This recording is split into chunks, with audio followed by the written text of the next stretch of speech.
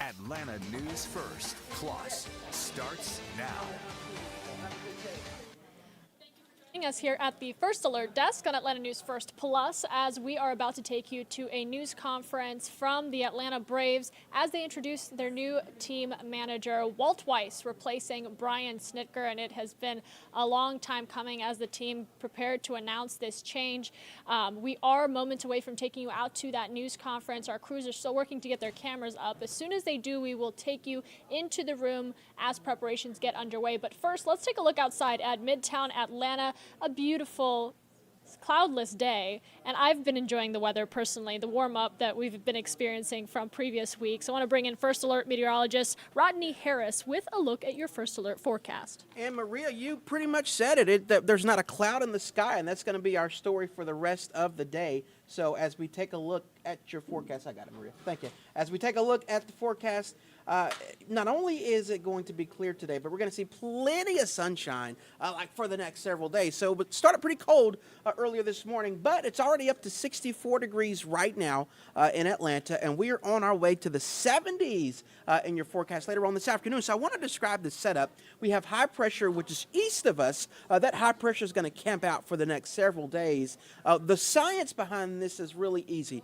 Our wind flows clockwise around high pressure, and that is giving us a southerly wind. That wind is going to be out of the south for several days, so you're going to notice it warming up more and more each and every day in North Georgia. So today, we're at 71. Now, for perspective, yesterday we were at 63, so temperatures are nearly 10 degrees above average, or 10 degrees warmer than what we saw yesterday at 71 in Atlanta. A little bit cooler, of course, in the higher elevations of the northeast Georgia mountains. So I did a little bit of research because it is November, and, temperatures are going to get into the mid, if not upper 70s at some point this week. So after doing some research, I found that in Atlanta, for the month of November, we only average 3 days where the temperature is 75 or warmer in the month of November, which is, you'd expect that because temperatures start to cool off. Last year, though, we had 8 days in November where the temperature was at least 75 degrees, if not warmer. This year, 0 days, but as you can see, it is in your forecast. Today, we're going 71. By Wednesday, we're going 75. For Thursday, 76, and then 75 on Friday. So we do have the 70s in your forecast over the next several days, 75 plus. So unusual, above average, but we're not complaining. Bring on the mid to upper 70s. And I think you're going to enjoy the forecast this week because we do have some big changes coming next week. Here's a look at that 7-day forecast. It will stay chilly in the morning, so that's something else to point out. Most of you will still be in the 40s each morning when you get to work, get the kids to school. But again, really nice with the 70s in the afternoon. So this weekend, we are watching what looks like it'll be 2 fronts that'll move through North Georgia Friday through Sunday. So we have a low-end chance of rain each day. Friday looks like it'll be mostly dry with a chance of rain coming late Friday night for those of you who may be out Friday night, continuing through early Saturday. I don't want to talk too much about the timing of the rain because it could change from now on to then, but just know that Friday through Sunday, specifically Friday night, going through Sunday morning, there may be a few showers out there. At this point, it's not a first alert, not enough for you to have to cancel any plans, but just know that those rain chances are there, and we will continue to fine-tune those as we get closer to the weekend and get more model data. And then after the second front passes us by on Sunday, the temperatures will drop next week. So we're in the 70s this week, but the high's only 52 degrees next Monday, and we will definitely drop into the 30s. We believe that we'll get a pretty good freeze across North Georgia at some point next week. So enjoy the 70s today because things are changing next week, and in between, a slight chance of rain this upcoming weekend. We'll keep you up to date on this forecast. First Alert meteorologist Ella Dorsey will have an update on Atlanta News First at noon. You can always find your update in the First Alert weather app. Hope you guys have a great day, and for now, we'll send it back over to Maria for some more headlines. All right, thank you, Rodney. Yeah, we are talking Atlanta Braves here at ANF Plus as we prepare to take you to a news conference that I actually believe is starting up now. Our cameras have just powered up, so let's take you out to those remarks from Atlanta Braves now.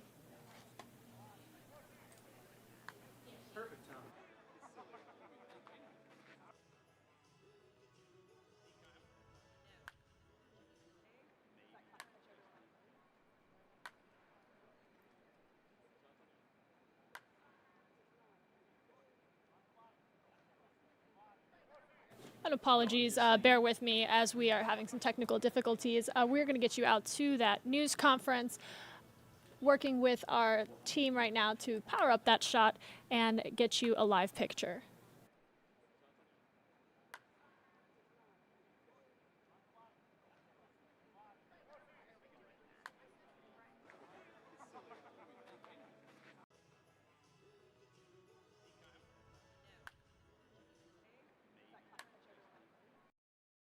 You know, it's been an interesting process. You know, I think I'm very excited once Snit stepped away and I became a part of this. It was something I got really excited about. So, you know, my history here, my last 8 years, I think, you know, I'm hoping it'll be a seamless transition here because of the relationships, not only with the players, but the front office. You know, there's the support staff. There's respect and trust that flows up and down the chain of command. And so I think, you know, for that reason, we can hit the ground running.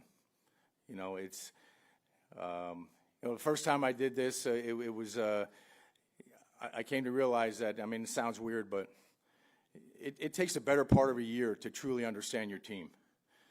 I'm talking about, you know, getting to know them on a deep level, what makes them tick, you know, what situations they thrive in, even down to their body language and those types of things that we read into. So that's a process that takes the better part of a year, and I think, you know, the fact that I've been here and a lot of those things are already established, like I said, we can hit the ground running. But that being said, I want to throw out some thank yous also. My family, my 4 boys, they're my 4 best friends, and you know, my wife, who for 35 years has navigated this baseball life to perfection. So, you know, I'm grateful for the people in my life. Thank you to Terry McGurk, and same name as my wife, Terry. Make that clear there, but and thank you to Alex. And everybody else that was involved in this coming to fruition. Look, I understand the impact of this Braves brand. Played here for 3 years. You know, obviously coached for 8 years. I understand the wide-reaching fan base. You know, the history of this brand and how important it is to a lot of people, and how many people have worked really hard to make this brand really one of the envies of the sports world when you consider, like I said, our far-reaching fan base goes coast to coast. This venue we play in, the history here, the success, the Hall of Famers, and ultimately the people. You know, it's the standards are really high, the expectations are high, and that's a good thing. It means you're doing something right. But you know, and I want to say thank you to Snit. I mean, without Snit, I wouldn't be here. You know, Snit and Bobby Cox brought me back into a Braves uniform 8 years ago, and I loved these last 8 years working for Snit. I would have happily done it for another 10 years. If Snit went another 10 years, I'd have happily done it. So, learned a lot. I've evolved, you know, from my first job in Colorado. Yeah, I've learned a lot. The game has changed. You know, I'm sure I've changed, and hopefully wiser. But you know, and I think we need to appreciate and respect what's gone on here the last 8 years on Snit's watch. And we need to maintain some perspective, because I believe that, you know, outside of any team called the Dodgers, every team in baseball is signing up for our last 8 years. Matter of fact, they're tearing a hole in the paper, signing up for it. So I think we need to keep that in mind and honor that and maintain some perspective and understand what this man in front of me has done for this organization. And it's going to be his 50th year. So with that, I guess we'll take some questions. Okay. Thank you. There are microphones on either side of the room. Mark Bowman. Walt, can you just tell us, what was your thought process over the last couple of weeks as time progressed? Were you starting to get worried they may go externally? Yeah, look, you never know, right? I mean, you try to read the tea leaves, and, you know, usually that doesn't work out too well.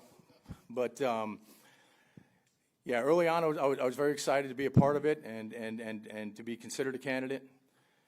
You know, obviously, as time went on, you start to, you know, things start to creep in your mind, and yeah, there were times where I thought maybe this ship has sailed.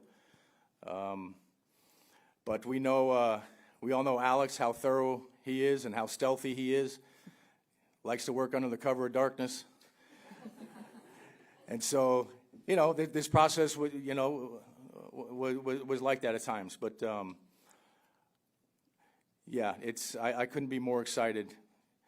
You know, yesterday when I got that call from Alex, I mean, yeah, tough to explain. There's a lot of responsibility here, like I said, with this brand, this franchise, but I embrace it. Barrett.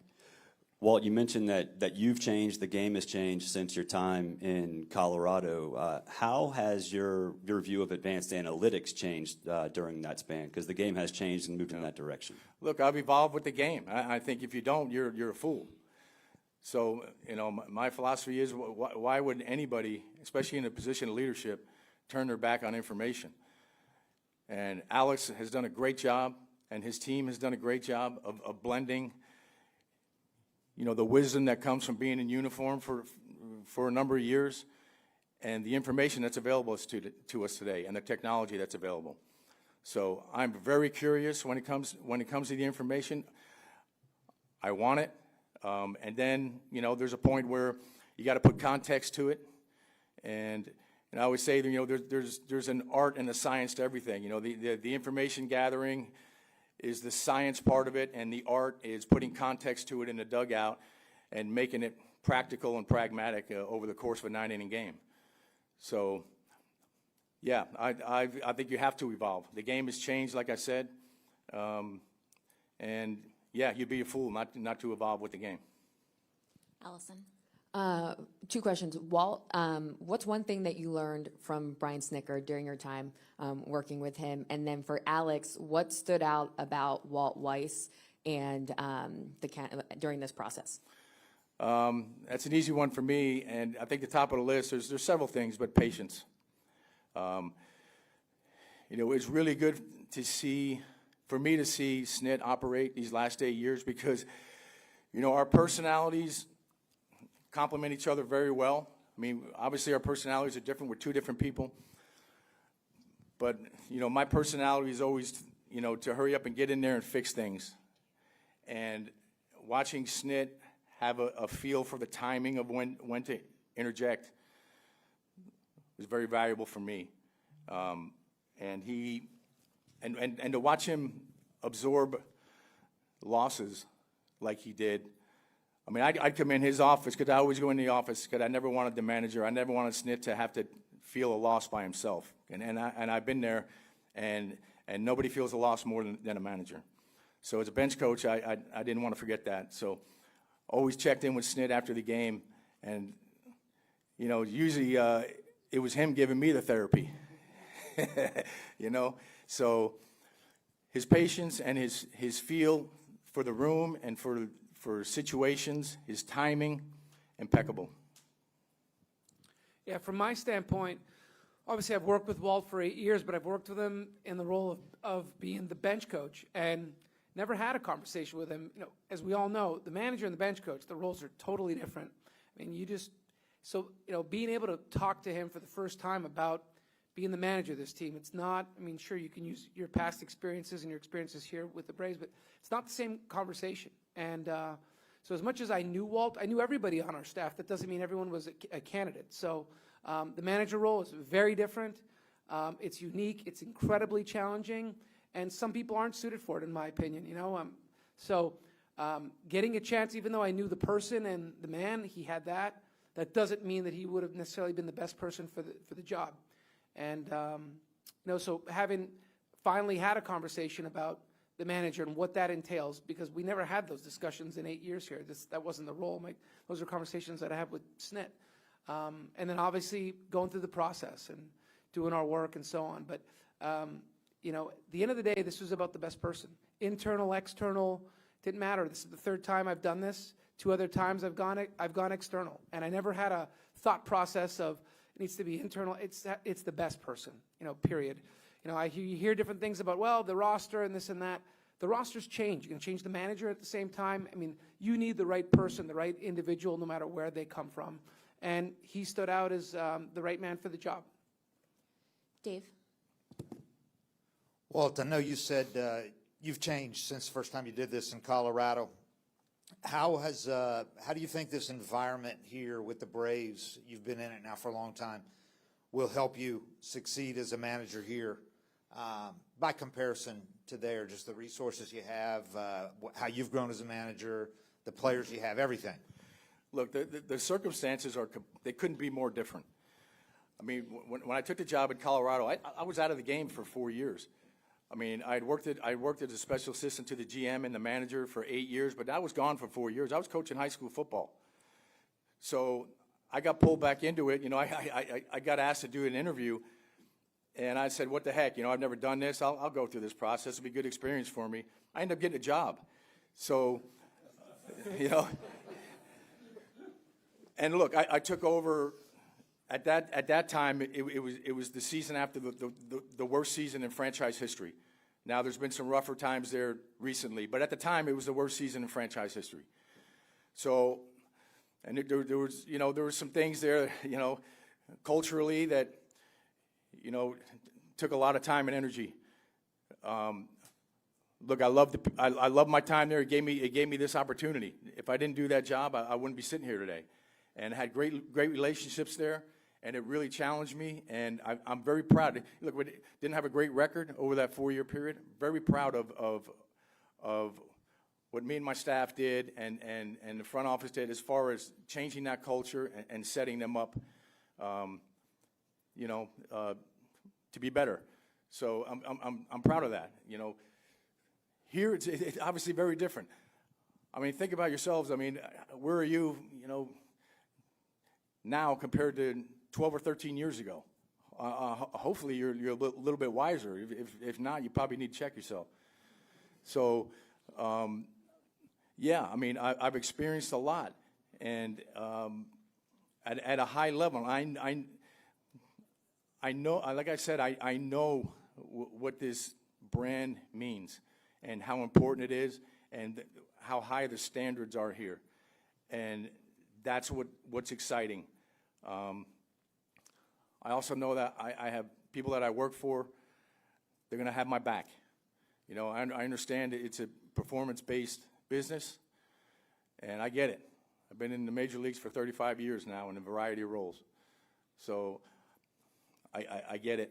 You know, it's a bottom-line business. But the winning has to be a byproduct of the relationships you establish, the trust that you have with your players. You know, when it comes to players, as it relates to coaches and managers, typically they ask themselves 3 questions. You know, does he care about me? Can I trust him? And can he make me better? And, you know, I feel like I've checked those 3 boxes already here over my last 8 years. So circumstances are completely different. And so are the expectations. But like I said, when the expectations are high, it means you're doing something well. So it's a good thing. Michael? Oh, sorry, Gabe, do you have another question? No. Me? No. Gabe, go ahead. Do you have Okay, another cool. question? Walt, Terry, and your sons, you talked about their support. Could you just elaborate a little bit on just what their love and support meant to you since you made the decision to come back, especially? Yeah. Well, look, they've been in my corner every step of the way. You know, when I got back in the game, yeah, that was a tough one in some ways because I like I said, I was away for 4 years, and I was a dad and a husband full time. So, you know, the family gets uprooted when you get back into this game. This game is not conducive to family life. It's all consuming. So, like I said, they've been with me every step of the way. I told you my four boys are my four best friends, along with my wife. And I mean, my wife, she has superpowers in a lot of ways. When it comes to raising a family, she's special. Michael. This question's for Alex. What do you believe are the most important qualities for a manager, and why do you think that Walt meets that criteria? You know, there's so many that you need, but Walt hit on a lot of them. But you know, being able to, you're dealing with so many things when you think about it. The manager, and especially the job's evolved. Even Stitt and I have talked about this. The job has evolved over time. The game has evolved. The staffs have evolved. And you think of the responsibilities you have day in and day out. You're dealing with 26 players, 26 alpha dogs. You're dealing with an expanded front office from what it was 20 years ago. You're dealing with an expanded media contingent, both from a social standpoint and a day-to-day beat writers and so on. Then you've got the in-game component, and then you've got a staff that you've got to deal with as well. So then you have to do the job well beyond that. But you're juggling all those things, and you're spread really, really thin. And from an emotional standpoint, it amazes me that just, you see these managers in the game and Snit and so on, just to not react, to stay calm, to stay patient, to stay even keeled, to be consistent, to be the same person day in and day out. That's hard to do. A lot of people can't do it, and also can maintain the respect of the clubhouse and the players and everybody around you, and also do a good job. So the list goes on and on. It's endless. These jobs are partnerships with players, office, media staff. You're partnering across the board. We all want the same thing. We all want to win. And, we might not always agree on how to get there, but, our values are all very aligned. Grant. Walt, I know you spoke glowingly about your time working on Brian Snitker's staff. You also, during your playing days, were able to play for some Hall of Fame managers, Bobby Cox, as well as Tony La Russa. I'm curious about those experiences from your playing days and now getting this opportunity to manage, how you incorporate that in the style in which you like to bring to your team. Yeah. Oh, look, I mean, we're all a product of our experiences and the people we've been around. I was very fortunate to be around some great managers, and I take a little bit from all of them. I'm going to take things I've learned from Snit the last 8 years, as well as what I've learned from Tony La Russa, Bobby Cox, Renee Latchman, Don Baylor, Clint Hurdle. Those are all the managers I either played for or worked with. And look, I mean, that wisdom is shared, right? And that's how we get better, by being around wise people. So I'll take things from all those men, but in the end, it's going to look very different, because it's going to be my personality, my leadership style, my personal touch. So the delivery will be very different from any of the guys I've been around. But yeah, I've been fortunate. I always say, look, I never want to act like I have all the answers, because we all know better. But most of the things I've learned over the course of my life and my career, I've learned through failure, by screwing up. But and the fact that I've been around some pretty smart, wise people in this game. Been fortunate to have been around some high-level people, and every once in a while I paid attention. So a lot of the stuff I've stolen from other people and made it my own, and that's what's going to make it unique in the end. Bo.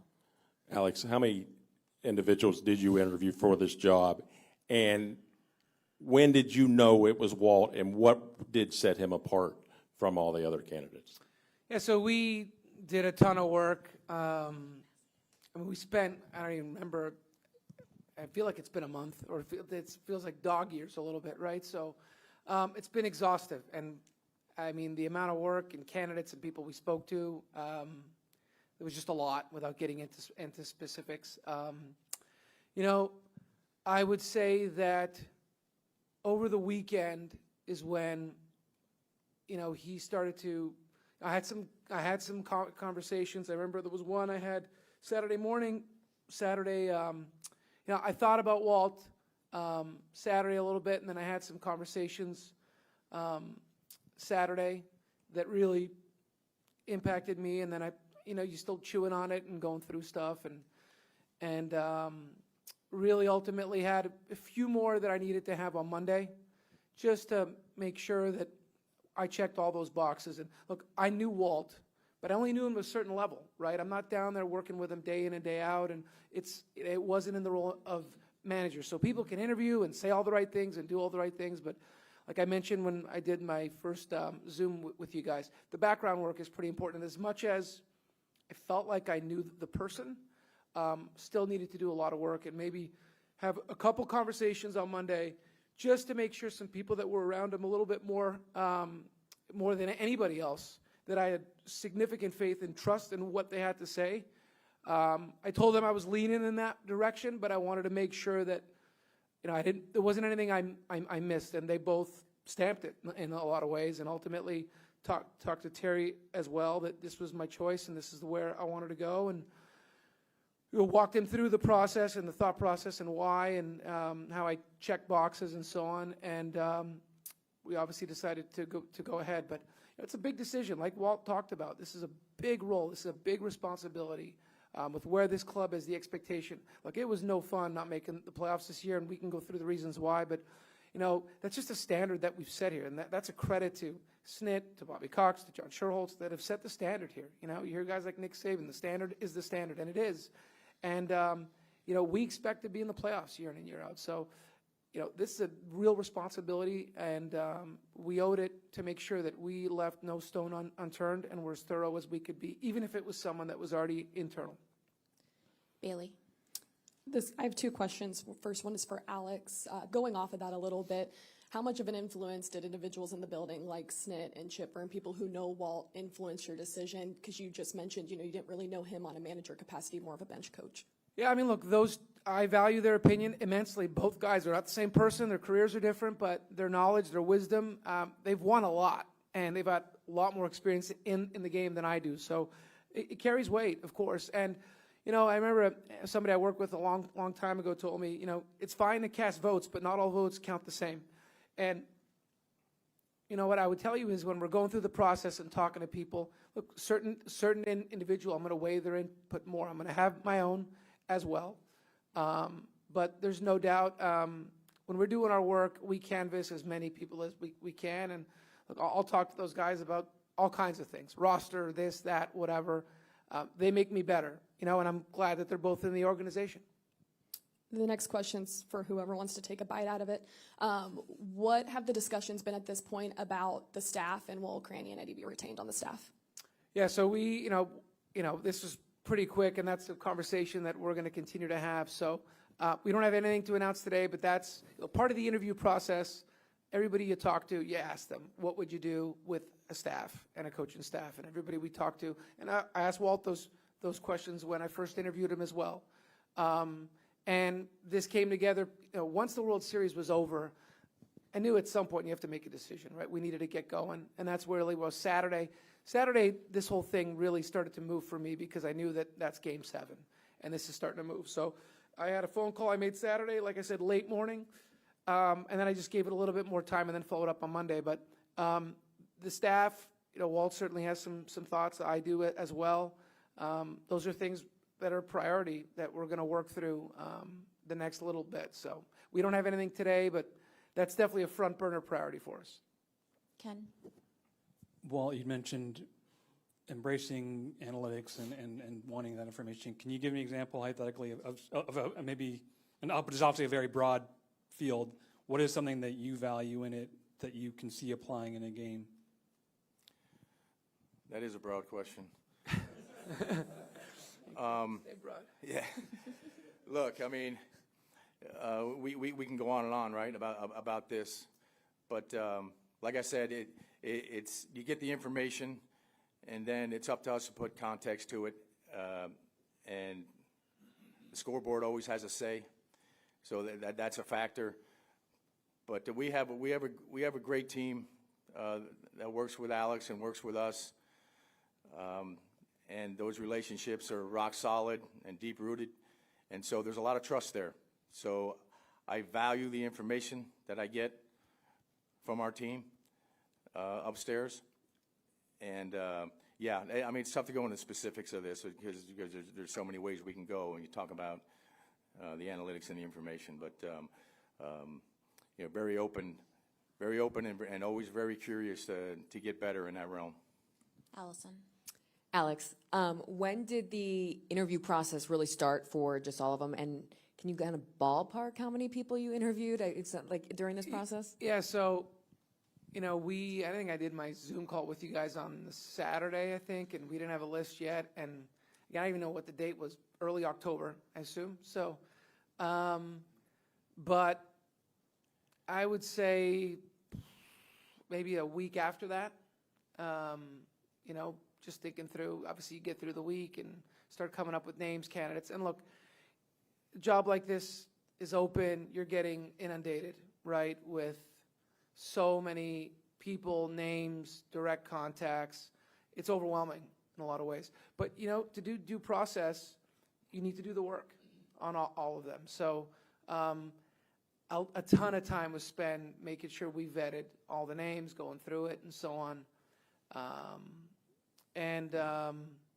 Yeah, I mean, you know, respect to everybody, I wouldn't get into any specifics, but look, I would have loved to have gotten this done sooner, you know, but the one thing I knew, I even, you know, looked back at where some of the dates when other managers were hired. I saw Pat Murphy was hired November 16th, Stephen Vogt was hired November 3rd. So it felt longer because we didn't make the postseason, you know, and we had more time. And I knew that I'd been through this twice before. I didn't need to rush. As much as people wanted it to be a rush and wanted to move, I was fine. Now, I did know that once you get to the end of the World Series, free agency hits, we have option decisions to make within 5 days. There's a lot going on. And at some point, you've run the process, right? You've talked to as many people as you can. You've gone through it. You got to make a decision. So I know there's thoughts about, oh, we're waiting for candidates on certain teams and so on. You know, I know this, I was following along things in the media, but look, we had employees asked to be interviewed when we were in the playoffs. That happens, right? You have off days, you have things like that. So you don't need, you know, I know that was out there, but you don't need to wait till the end of the World Series to talk to people. You could talk to people throughout the playoffs. And look, Walt's been called on a few times over the past few years. He declined the opportunity to talk to clubs. So, you know, that was his choice to make. He wanted to stay on staff with Snit and be with the Braves. But we've let other people talk during the postseason. We didn't announce it. No one knew about it. But there were many times in that 7-year playoff run where we had employees speaking to teams. Okay, anyone else? All right, thank you all very much. If everybody will stay seated so we can move the first couple rows out, and Alex and Walt, I'd appreciate it. Thank you. Thank you. All right.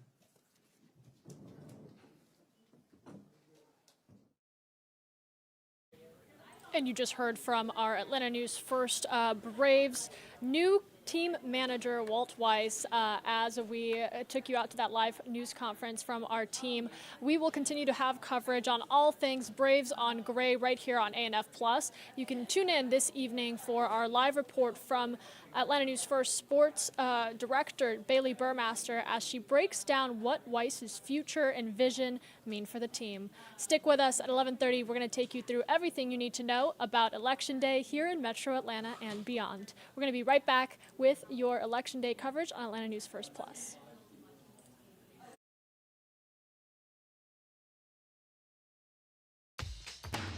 Thank you for watching ANF Plus. For more breaking news, live coverage, and your community stories, download the Atlanta News First app. You can also watch us on YouTube, Roku, Apple TV, and Fire TV. To join the conversation on YouTube Live, visit our channel and hit subscribe. You can also listen to the Atlanta News First podcast by searching Atlanta News First on your preferred listening platform.